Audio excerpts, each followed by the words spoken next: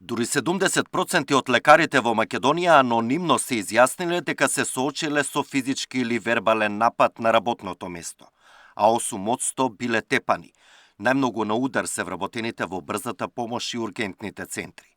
Но лани во лекарската комора имало само 3 пријави за насилство врз здравствени работници. Нашиот систем здравствен не е идеален, сите тоа го знаеме. Но тоа не е причина некој да ме нападне, некој да ме тепа или да вика на мене. Затоа што јас сум таа што цел живот учам за да помогнам некому, јас сум таа што сум се посветила кон таа професија да бидам покрај болен пациент, да најдам неговата дијагноза, да го лекувам колку што е можно подобро.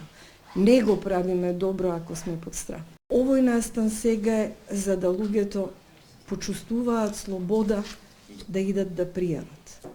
Од пред 3 години нападот врз здравствен работник се смета за напад на службено лице и кривично се гони.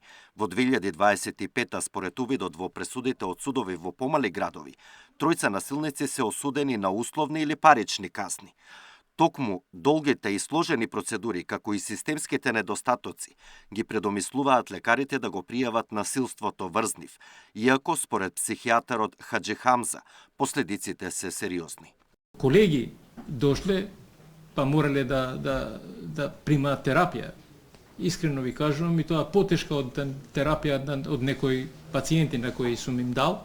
Министерот за здравство апелираше сите напади врз медицински лица да се пријават и најави воведување на така наречено паник копче во сите болници и клиники. Идејата е за да, случајот, за да не треба физички да се јавите, да најдете број, едноставно да може преку таа копче тие институции што веќе ги спомна професорката да може да се алармираат, да се известуваат. Ваква алатка има во Словенија по убиството на лекар на работното место. Денеска се одбележува Европскиот ден за подигнување на свеста за насилство врз докторите и здравствените работници. Александар Динев, Сител телевизија.